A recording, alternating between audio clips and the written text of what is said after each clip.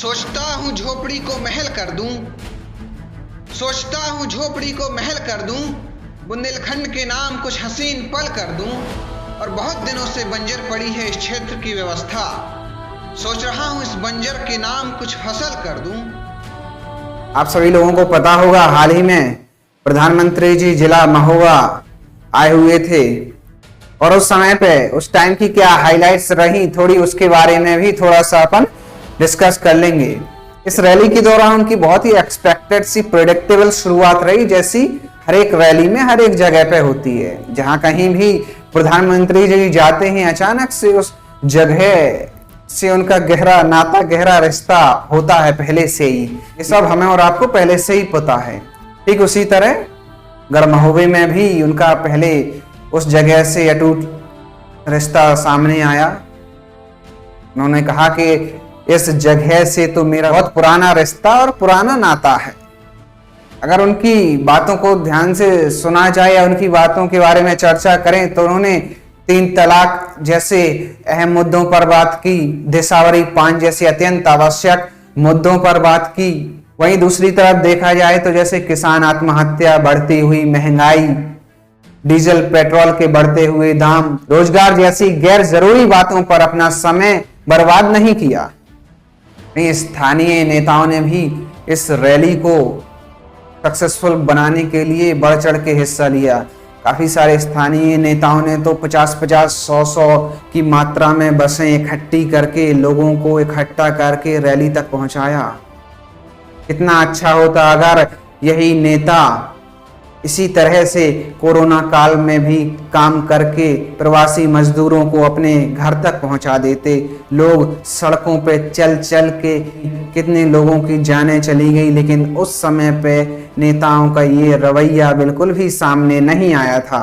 देखिए, ये हिंदुस्तान का दुर्भाग्य है। बहुत सोचने वाली बात है कि अगर एक दिन में 2-4 लाख लोगों को एक जगह पे एकत्रित किया जा सकता है, इकट्ठा किया जा सकता है, तो 2-4-10 दिन में लोगों को अपने घरों तक क्यों नहीं पहुंचाया जा सकता था। कोरोना काल के दौरान की अगर हम बात करें तो कितनी तस्वीरें सामने आई, कितनी दर्दनाक स्थिति बनी हुई थी, वो सब किसी से छुपा हुआ नहीं है।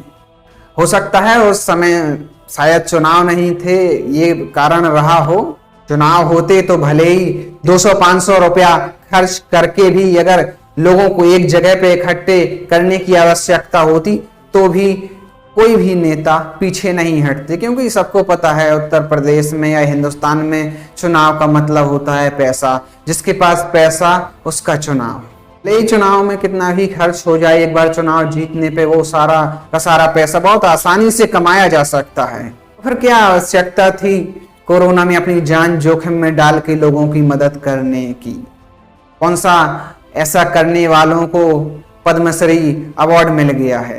हाँ, पद्मश्री अवार्ड तो आपको तब मिलता अगर आप 2014 में होने वाली स्वतंत्रता की बहुत बड़ी लड़ाई में अहम हिस्सेदार होते। तो असली आजादी तो हमें 2014 में मिली है, उसके पहले जो मिली थी वो आजादी नहीं थी, वो तो भीख थी। ये बयान है बहुत महान स्वतंत्रता सेनानी जिन्होंने 2014 की आजादी की लड़ाई लड़ी थी, नाम है कंगना रनावत। कोर्स वो आजादी नहीं थी, वो भीख, और जो आजादी मिली है वो 2014 में मिली है। Wait a minute. Who are you? वैसे तो ऐसे फालतू लोगों के बारे में बात भी नहीं करना चाहिए, डिस्कस नहीं करना चाहिए, लेकिन फिर भी सोचा कर लेते हैं जब आजकल के मीडिया चैनल्स, न्यूज़पेपर भी काफी कुछ फालतू की चीजें दिखा रही है ना। ठीक इसी तस्वीर की तरह जो आप स्क्रीन पे देख पा रहे होंगे, 5-5 हेलीकॉप्टर देखने को रही युवकों में उत्सुकता। देखिए, ये न्यूज़पेपर की हेडलाइंस है। ये न्यूज़पेपर में ये खबर छपी हुई है। माननीय प्रधानमंत्री जी आए तो वहां मानो लोग रोजगार की बात सुनने के लिए नहीं गए थे, वहां लोग अपने काम की बातें, क्या नई चीजें आने वाली हैं, बच्चों का भविष्य क्या होने वाला है, मानो सिर्फ हेलीकॉप्टर देख के ही लोग खुश हो गए हों। मुख्यमंत्री योगी आदित्यनाथ जी ने कहा कि बुंदेलखंड के विकास में धन की कमी नहीं होने देंगे। योगी आदित्यनाथ जी, माननीय मुख्यमंत्री जी को ये समझना पड़ेगा कि धन की कमी हिंदुस्तान में कभी नहीं थी। कमी थी तो सिर्फ नियत की।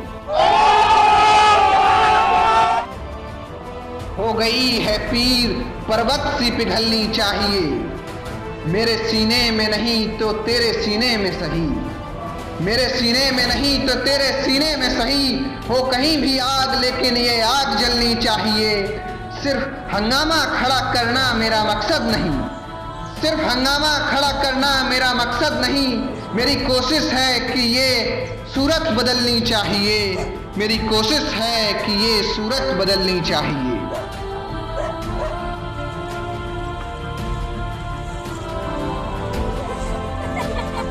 लाइक और शेयर ठोकी महाकाल का, दबा के लाइक और शेयर ठोक।